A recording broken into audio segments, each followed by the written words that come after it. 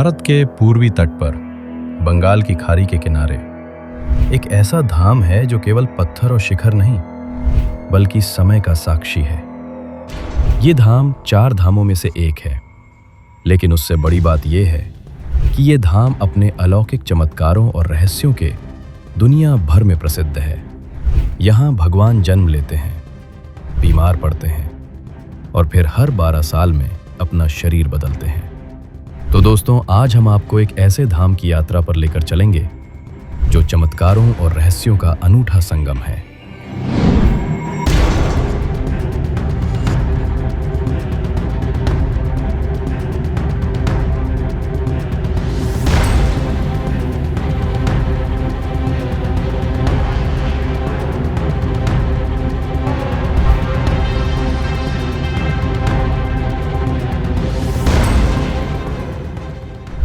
सन 1558 उड़ीसा का पुरी इलाका।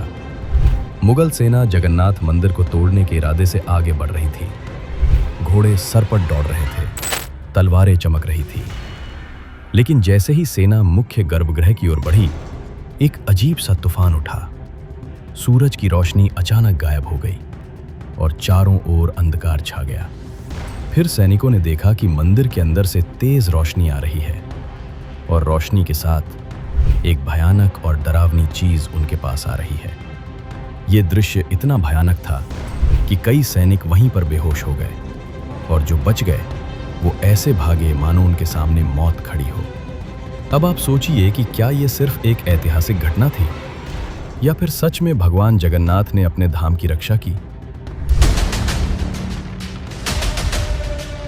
पुरी का जगन्नाथ मंदिर एक ऐसा स्थान जो सिर्फ भक्ति का केंद्र नहीं बल्कि अनगिनत रहस्यों की चुप दुनिया है।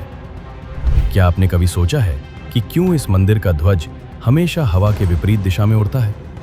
और क्यों मंदिर के ऊपर लगे सुदर्शन चक्र हर दिशा से ऐसा लगता है मानो आपको ही देख रहा हो? यहाँ तक कि प्रसिद्ध किताब भविष्यमालिका में इस मंदिर को लेकर कलयुग की कई भविष्यवाणियां की गई हैं, जो कि सारी की सारी सच हुई हैं। इनमें सबसे प्रसिद्ध है कोविड-19 यानी कि कोरोना की घटना। इस किताब में लिखा गया था कि जब मंदिर का सबसे पुराना पेड़ गिर जाएगा तब एक भयानक महामारी आएगी, और ये पूरी तरह सच भी हुई। ये सिर्फ एक घटना नहीं, ऐसी और भी कई घटनाएं हैं जो सच हुई हैं और सारी आपको चौंका देंगी। इस मंदिर के अंदर ऐसे और भी कई अनसुने और खतरनाक रहस्य छुपे हुए हैं जो आपके होश उड़ा देंगे। और सबसे बड़ा रहस्य है ब्रह्म पदार्थ का, यानी कि भगवान श्री कृष्ण का दिल। माना जाता है कि इस मंदिर में भगवान श्री कृष्ण का दिल आज भी मौजूद है, जिसे हर 12 साल में पुरानी मूर्ति से निकालकर नई मूर्ति में डाला जाता है, और ये प्रक्रिया काफी महत्वपूर्ण है। इस दौरान अगर कोई भगवान श्री कृष्ण का दिल देख ले तो वो तुरंत मर जाता है या अपनी चेतना खो बैठता है, जिसकी कई घटनाएं हमारे सामने आती हैं। पिछले 800 सालों से इस मंदिर का ध्वज हर रोज बदला जाता है और कहा जाता है कि अगर इसे एक भी दिन न बदला गया तो मंदिर को 18 सालों के लिए बंद करना होगा। और जब अंग्रेज आए तो उन्होंने इस प्रक्रिया को अंधविश्वास बताकर रोकने की कोशिश की, लेकिन फिर उनके साथ जो हुआ वो जानकर आप चौंक जाएंगे। इस मंदिर के मुख्य प्रवेश द्वार में 22 सीढ़ियां हैं जिन्हें पार करना होता है, लेकिन इनमें से तीसरी सीढ़ी पर पैर रखना सख्त मना है। पर आखिर ऐसा क्यों है और क्या होगा यदि आपने तीसरी सीढ़ी पर पैर रख दिया? फिर आती है मंदिर की रसोई, जहां 7 बर्तनों में एक साथ प्रसाद पकता है। पर नीचे की आंच से ऊपर वाला बर्तन पहले कैसे पक जाता है? क्या मंदिर की रसोई विज्ञान के नियमों को भी चुनौती देती है? ऐसे ही और भी न जाने कितने चौंकाने वाले रहस्य। ये सिर्फ एक मंदिर नहीं, ये एक ऐसा तीर्थ है जहां धर्म, विज्ञान, वास्तु और चमत्कार चारों एक साथ खड़े हैं। जहां श्रद्धा सिर्फ पूजा नहीं बल्कि रहस्यों से सामना करने की तैयारी है। तो क्या आप तैयार हैं एक ऐसे सफर के लिए जहां हर अध्याय आपको चौंकाएगा, हर रहस्य आपके विश्वास को चुनौती देगा और हर जवाब एक नए सवाल को जन्म देगा? चलिए चलते हैं जगन्नाथ मंदिर की उस रहस्यमयी यात्रा पर जहां भगवान खुद हर सवाल का उत्तर है।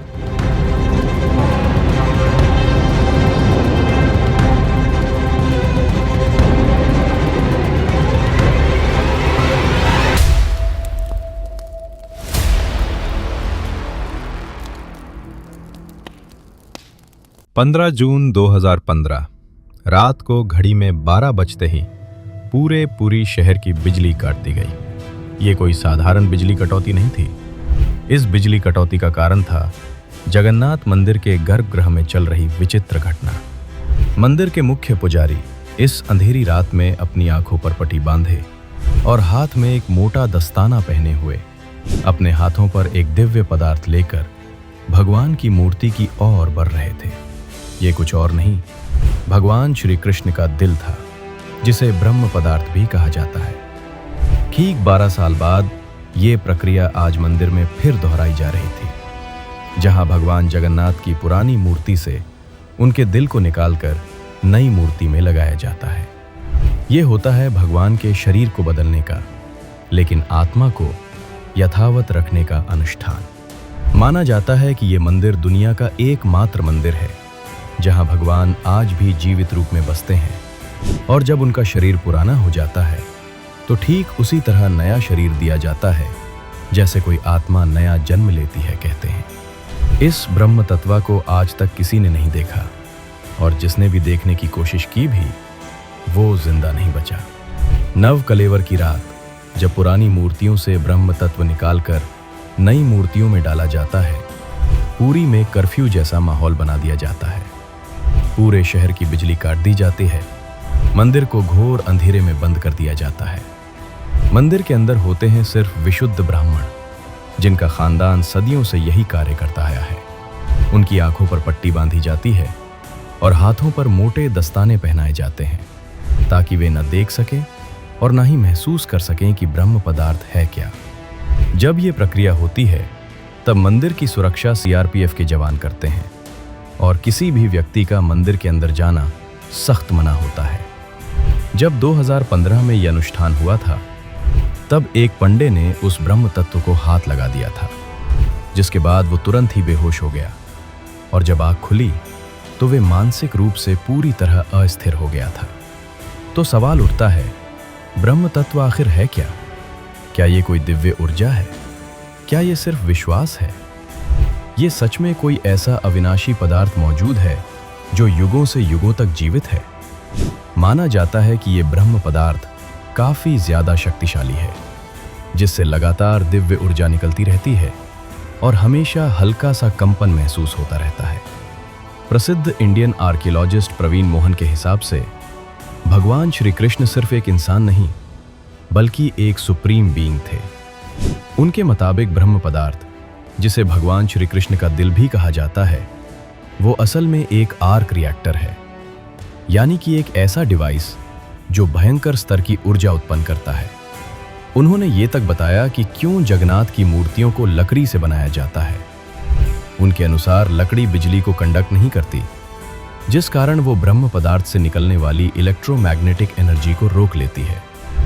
वैसे तो माना जाता है आज तक इसे किसी नहीं देखा है, पर आज से करीब 50 साल पहले एक व्यक्ति ने दावा किया था कि उसने इस हृदय को देखा है। उसने कहा कि हृदय चांदी की तरह तरल बह रहा था, और यही तरल लकड़ी को कमजोर कर देता है, जिस कारण हर 12 साल में मूर्तियों को बदलना पड़ता है। उस व्यक्ति ने यह तक कहा कि जब उस हृदय को प्रकाश में लाया गया तो वो चक्र की तरह घूमने लगा और जोर से कंपन करने लगा, यानी कि जब इस ब्रह्म पदार्थ को रोशनी मिलती है तो ये और भी ज्यादा सक्रिय हो जाता है, जो कि खतरनाक साबित हो सकता है। जिस कारण हर बार जब इसे पुरानी मूर्ति से नई मूर्ति में बदला जाता है, तब पूरी शहर की बिजली काट दी जाती है। विज्ञान के लिए आज भी ये एक चौंकाने वाला रहस्य है, जिसे कोई समझ नहीं पाया, लेकिन भक्तों के लिए ये उनके भगवान श्री कृष्ण है, उनका दिल है, जिस कारण हर दिन लाखों की तादाद में भक्त भगवान जगन्नाथ के दर्शन करने आते हैं। वैसे क्या आपको पता है कि जब भगवान श्री कृष्ण की मृत्यु हुई तब पांडवों ने उनके शरीर को जला दिया था, पर फिर कैसे उनका हृदय बच गया और वो पुरी तक कैसे पहुंचा? और इस भव्य मंदिर की रचना किसने की? आखिर कौन था जिसने बड़ी ही चमत्कारी तरीके से भगवान जगन्नाथ की मूर्ति बनाई? तो चलिए जानते हैं अब इस रहस्यमय और रोचक घटना को, जो आपको इंटरनेट और किताबों में नहीं देखने को मिलेगी। लेकिन उससे पहले अगर आपको वीडियो अच्छी लग रही है तो इसे लाइक करके कमेंट में जय भगवान जगन्नाथ जरूर लिखें। आज से करीब 5000 साल पहले महाभारत युद्ध के पश्चात चारों तरफ केवल लाशें ही पड़ी थी। लाखों पड़े शव और कौरवों के विनाश ने सबको झकझोर दिया। कौरवों की माता गांधारी ने इस विनाश का कारण भगवान श्री कृष्ण को बताया। उनके हिसाब से अगर भगवान श्री कृष्ण चाहते तो ये युद्ध होता ही नहीं, पर उन्होंने ऐसा नहीं किया, जिसके कारण क्रोधित होकर गांधारी ने भगवान श्री कृष्ण को श्राप दिया। कान्हा, जिस प्रकार मेरे वंश का विनाश हुआ है, ठीक उसी प्रकार तुम्हारे भी वंश का विनाश हो जाएगा। इस श्राप के 36 साल बाद जब एक दिन भगवान श्री कृष्ण जंगल में विश्राम कर रहे थे, तब एक शिकारी ने उन्हें हिरन समझकर उन पर तीर चला दी, और जैसे ही तीर भगवान श्री कृष्ण के पैरों पर जाकर लगी, उन्होंने इस लोक को छोड़ दिया और मृत्यु को स्वीकार किया। और माना जाता है कि उनकी मृत्यु के साथ ही पूरी द्वारका नगरी पानी में समा गई, जिससे उनका पूरा वंश समाप्त हो गया। माना जाता है कि जब शिकारी ने उन्हें गलती से मारा तो उसे बहुत पछतावा हुआ और उसने भगवान श्री कृष्ण से माफी मांगी, पर भगवान श्री कृष्ण ने बताया कि ये मेरे ही कर्मों का फल है। उन्होंने समझाते हुए कहा कि पिछले जन्म में तुम महान वानर राजा बाली थे, जिसे मैंने ही राम अवतार में छल से मार दिया था, और उसी कारण आज तुम मेरे मृत्यु का कारण बने।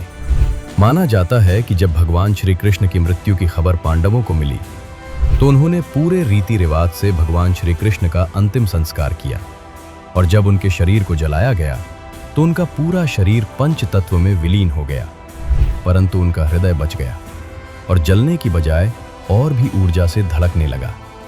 इसी हृदय को बाद में ब्रह्म पदार्थ कहा गया। अर्जुन ने इस हृदय को लकड़ी के मंच पर रखकर नदी में बहा दिया। काफी लंबे समय तक बहने के बाद यह ब्रह्म पदार्थ उड़ीसा के समुद्र तट पर पहुंचा। उस समय उस तट पर सबरा जनजाति समुदाय के लोग रहा करते थे। उस जनजाति के मुखिया विश्वावसु ने जब इस ब्रह्म पदार्थ को देखा तो वे इसकी ऊर्जा और दिव्य प्रकाश से प्रभावित हो गए।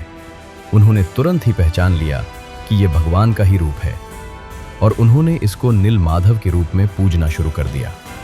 उसी समय मालवा के राज्य में राजा इंद्रद्युम्न राज किया करते थे।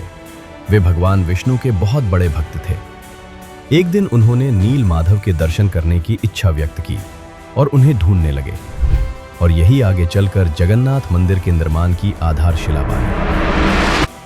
जैसा कि मैंने बताया, राजा इंद्रद्युम्न भगवान विष्णु के परम भक्त थे, और एक रात स्वयं भगवान विष्णु उनके सपने में आए और उन्हें कहा कि वे उनकी दिव्य मूर्ति नील माधव को ढूंढें और उनके लिए एक भव्य मंदिर का निर्माण करें। भगवान श्री हरि विष्णु ने उन्हें यह भी बताया कि ये ब्रह्म पदार्थ उन्हें नीलांचल पर्वत में मिलेगा, जिसके पश्चात राजा ने अपने ब्राह्मण पुजारी विद्यापति को आदेश दिया कि वो इस मूर्ति को ढूंढ निकाले। विद्यापति कई दिनों तक नीलांचल पर्वत के अलग हिस्सों में इसकी तलाश करते रहे, और तब जाकर अंत में उन्हें पता चला कि इस मूर्ति को आदिवासी मुखिया विश्वावसु ने एक गुफा में छुपा कर रखा है, और वे दिव्य रूप से उसकी पूजा करते हैं। जब विद्यापति ने इसके दर्शन करने की अनुमति मांगी, तब विश्वावसु ने यह कहकर मना कर दिया कि ये उनके जाति का निजी मामला है। जिसके बाद विद्यापति ने चालाकी दिखाई और विश्वावसु की पुत्री ललिता से विवाह कर लिया। अब विद्यापति ने ललिता की मदद से विश्वावसु को मनाया और वे उस गुफा की ओर चल पड़े। जैसे ही विद्यापति ने उस नील माधव की मूर्ति को देखा, वे उसकी ऊर्जा से काफी ज्यादा प्रभावित हुए और उन्होंने तुरंत ही ये बात राजा इंद्रद्युम्न को बताई। लेकिन जब राजा इंद्रद्युम्न वहां पहुंचे, तब तक विश्वावसु ने वो मूर्ति वहां से हटा दी थी, जिससे राजा काफी उदास हो गए और अपने महल लौट आए। इसके बाद फिर से रात में भगवान विष्णु उनके सपने में आए और कहा कि पुरी के तट पर एक बड़ा नीम का पेड़ बहकर आएगा, तुम उस पेड़ से मेरी नई मूर्ति बनाना। वो पेड़ काफी बड़ा था, जिसे उठाना आसान नहीं था। आखिर में जैसे तैसे वे पेड़ को महल तक ला पाए। लेकिन अब सवाल ये था कि इनसे भगवान की मूर्ति कौन बनाएगा। बहुत से कारीगरों ने इस पेड़ से मूर्ति बनाने की कोशिश की, लेकिन सब असफल रहे।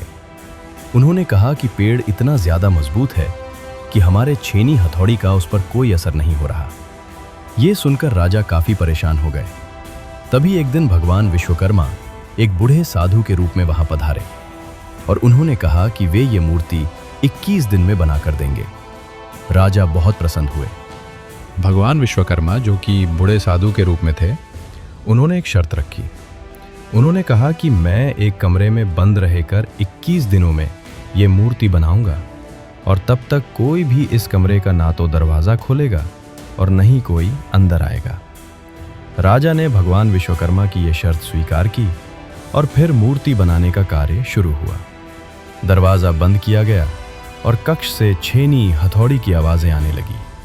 लेकिन 15 दिनों बाद अचानक से छेनी हथौड़ी की आवाज़ आना बंद हो गई।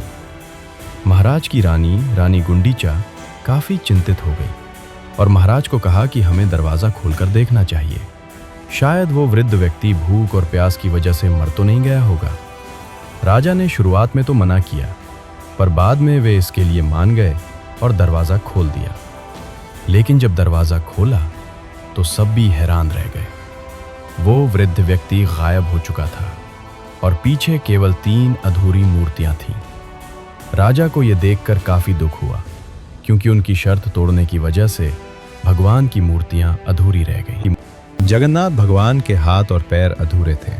बलराम और देवी सुभद्रा की मूर्तियां भी अधूरी थीं।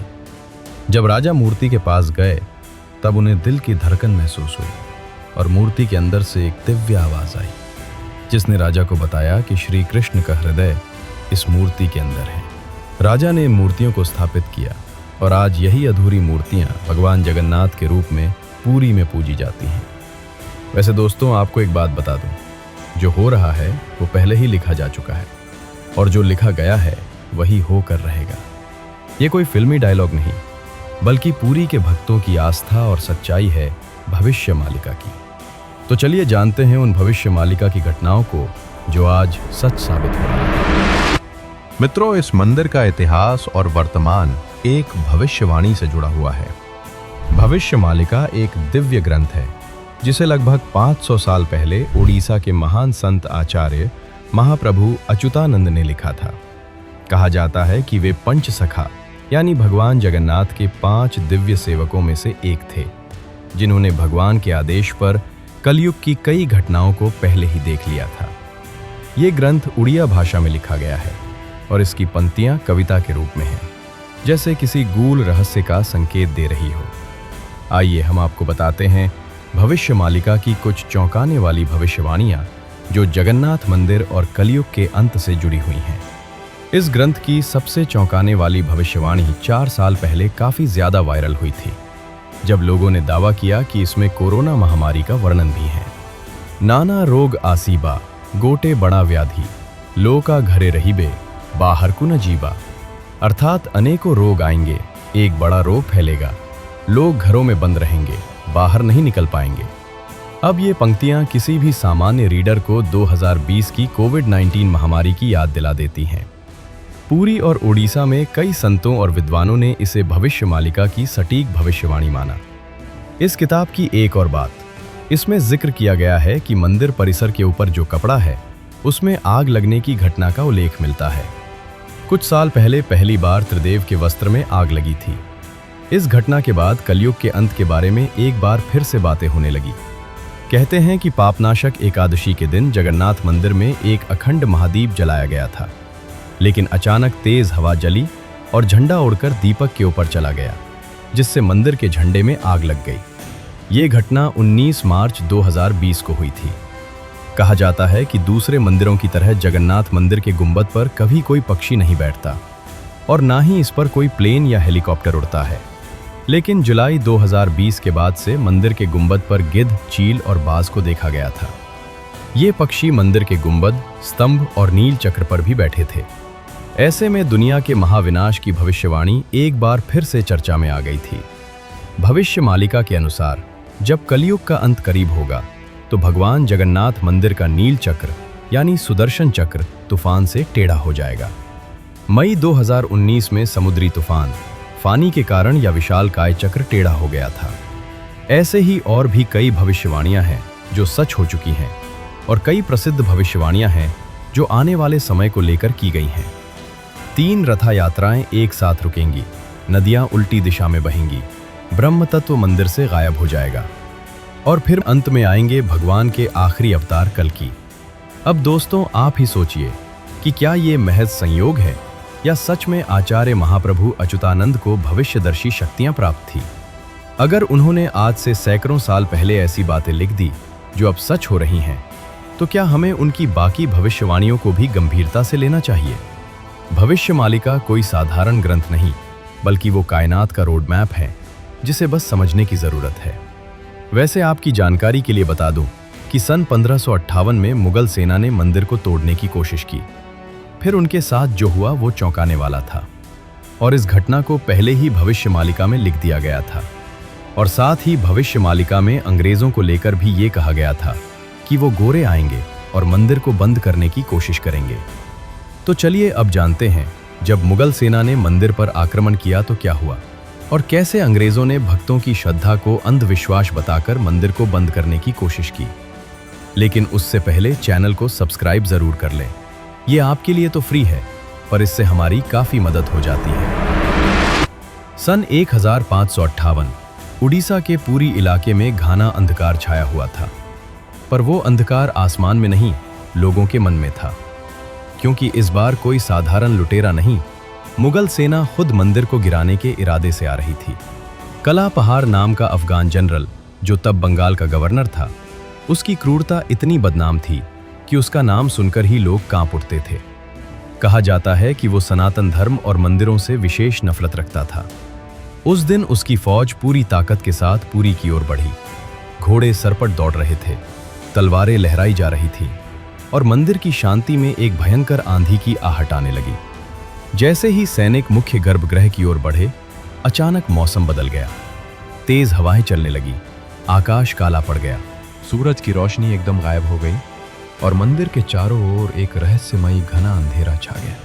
मंदिर के भीतर से एक चमकती हुई रोशनी निकली जो किसी इंसान की नहीं थी। ये रोशनी जैसे ही बाहर आई, पूरा मैदान एकाएक शांत हो गया। सैनिकों में अफरा तफरी मच गई, कुछ बेहोश हो गए, कुछ उल्टा भागने लगे। बिना एक भी तलवार चले कला पहाड़ की पूरी फौज पीछे हट गई। आज भी पुरी के लोक कथाओं में ये कथा सुनाई जाती है कि जब भगवान के मर्यादा पर वार होता है तो वो खुद प्रकट होकर अपने धाम की रक्षा करते हैं। अब दूसरी घटना की बात करते हैं, जो है अंग्रेजों का विरोध और रथ यात्रा का संघर्ष। जब 1803 में अंग्रेजों ने पुरी पर कब्जा किया, तब उन्होंने कई प्राचीन मंदिरों की संपत्तियों और अधिकारों को छीन लिया। लेकिन पुरी का श्री जगन्नाथ मंदिर एक ऐसा स्थान बना जहां जनता ने कभी भी नियंत्रण नहीं छोड़ा ब्रिटिश अधिकारियों को। मंदिर की अलौकिक घटनाएं और भक्तों की श्रद्धा समझ नहीं आती थी, इसलिए उन्होंने इन्हें सुपरस्टिशन कहकर मजाक बनाना शुरू कर दिया। सन 1805 में ब्रिटिश कलेक्टर मिस्टर हंटर ने पूरी मंदिर के रिचुअल्स को इरेशनल और बार्बरिक कहा। बात तब और बिगड़ी जब ब्रिटिश प्रशासन ने पुरी की रथ यात्रा को बंद करवाने की साजिश रची। उन्होंने ये तर्क दिया कि रथ यात्रा के दौरान भीड़ अनियंत्रित हो जाती है और ये प्रशासनिक खतरा है। पर यह फैसला पूरे उड़ीसा में जन आंदोलन का कारण बन गया। लाखों लोग सड़कों पर उतर आए। मठों, आचार्यों और गांवों ने खुलकर विरोध किया। रथ यात्रा का रथ निर्माण कार्य लोगों ने खुद शुरू कर दिया, ये कहते हुए कि अगर भगवान नहीं चलेंगे तो हम भी नहीं चलेंगे। इस जनता के दबाव और आक्रोश के चलते ब्रिटिश सरकार को पीछे हटना पड़ा और फिर से रथ यात्रा की अनुमति दी गई। इसके बाद अंग्रेजों ने कभी पुरी मंदिर के अंदरूनी मामलों में दखल नहीं दिया। अब चलिए आपको बताते हैं जगन्नाथ मंदिर की तीसरी सीढ़ी का रहस्य, जिसे यमलोक का द्वार भी कहा जाता है। वैसे तो इस मंदिर में 22 सीढ़ियां हैं, पर सबसे खास है तीसरी सीढ़ी, क्योंकि इसमें पैर रखना उचित नहीं माना जाता। धार्मिक कथाओं के अनुसार इस तीसरी सीढ़ी को यमशिला कहा जाता है और कहा जाता है कि जो भी मनुष्य इस तीसरी सीढ़ी पर पैर रखता है उसके पुण्य शून्य हो जाते हैं और उसे यमलोक जाना पड़ता है। दरअसल एक बार मृत्यु के देवता भगवान यमराज जी भगवान जगन्नाथ के पास पहुंचे और उनसे कहा कि भगवान, भक्त जैसे ही आपके दर्शन करते हैं उनके सारे पाप मिट जाते हैं और अगर ऐसा ही चलता रहा तो सभी व्यक्ति जगन्नाथपुरी के दर्शन करके पापों से मुक्त हो जाएंगे, जिससे यमलोक में कोई नहीं आएगा। तब भगवान जगन्नाथ ने कहा कि तुम इस मंदिर की तीसरी सीढ़ी पर अपना स्थान ग्रहण कर लो। और जो भी इस मंदिर की तीसरी सीढ़ी पर पैर रखेगा उसके पुण्य शून्य हो जाएंगे और उसे यमलोक जाना पड़ेगा। और तभी से इस सीढ़ी को यमशिला कहा जाता है, क्योंकि इसमें यम का वास है। अब अगर हम पूरी मंदिर के ऊपर लगे सुदर्शन चक्र की बात करें तो देखने वालों ने यह दावा किया है कि इस सुदर्शन चक्र को आप मंदिर के किसी भी कोने से देखोगे तो ऐसा लगेगा मानो आपको ही देख रहा है। मतलब इससे जिस भी दिशा से देखो ये सामने की ओर ही दिखता है। इसे आम भाषा में आर्टिफिशियल इल्यूजन कहा जाता है, पर यह आज भी विज्ञान के परे है कि कैसे इतने भारी चक्र को मंदिर के ऊपर लगाया गया और कैसे उस समय के लोगों ने ये आर्टिफिशियल इल्यूजन बनाया जिससे चक्र हमेशा सामने की ओर दिखता है। इसे आज भी विज्ञान नहीं समझ पाया, पर भक्तों के अनुसार ये भगवान श्री कृष्ण का सुदर्शन चक्र है जिसे उन्होंने इस दुनिया की रक्षा के लिए इस मंदिर में स्थापित किया है।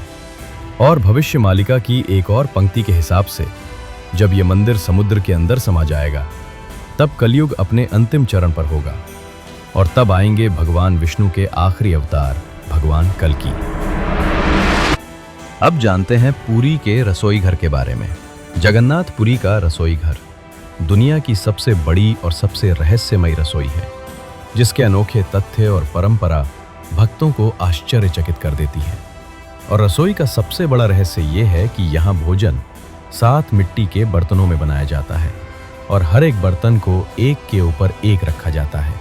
और स्वाभाविक है कि सबसे नीचे के बर्तन में ज्यादा आंच आ रही है तो उसे सबसे पहले पकना चाहिए, लेकिन पूरी में ऐसा नहीं होता। ये चौंकाने वाली बात है कि 7 बर्तनों में जो सबसे ऊपर होता है उसका खाना पहले पकता है, जो विज्ञान के सारे तथ्यों को गलत साबित करता है।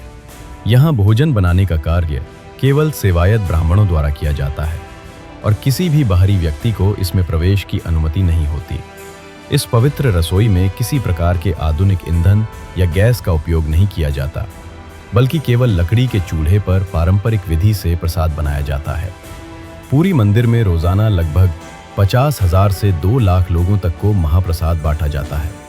लेकिन चमत्कार देखो, कभी भी खाना बर्बाद नहीं होता और कभी भी कम नहीं पड़ता। मान्यता है कि माँ लक्ष्मी स्वयं प्रतिदिन रसोई में आती हैं और रसोई के सेवकों को अंततः प्रेरणा देती हैं कि आज कितनों के लिए प्रसाद तैयार करना है। ये सिर्फ परंपरा नहीं, सदियों से चलती लीला है जिसे आज तक कोई इंसानी गणित नहीं समझ पाया। एक और चौंकाने वाली बात तो ये है कि इतने बड़े किचन में जहाँ 500 से ज्यादा रसोइये और सेवक काम करते हैं, जहाँ हर दिन सैकड़ों क्विंटल अनाज, सब्जियां और मसाले इस्तेमाल होते हैं, वहाँ न कोई बदबू होती है न ही कोई मक्खी।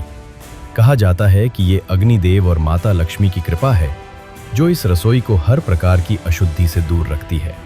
18वीं सदी में मराठा शासनकाल के दौरान एक बार एक अधिकारी ने रसोई के चमत्कार को अंधविश्वास बताते हुए जानबूझकर बर्तनों की संख्या बदलने का आदेश दिया।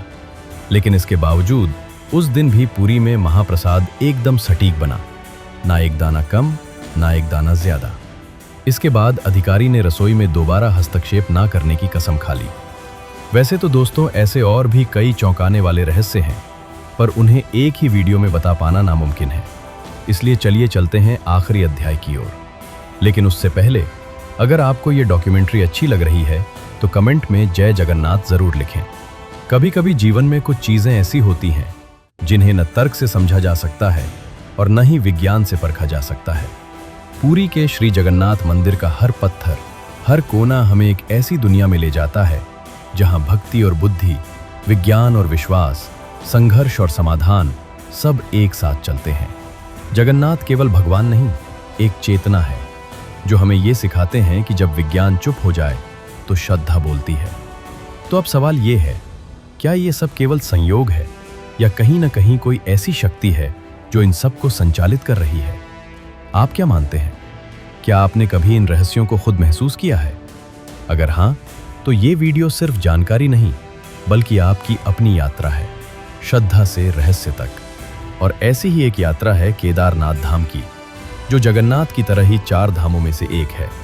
और अगर आप केदारनाथ धाम की यात्रा पर चलना चाहते हैं तो ये वीडियो जरूर देखें। धन्यवाद।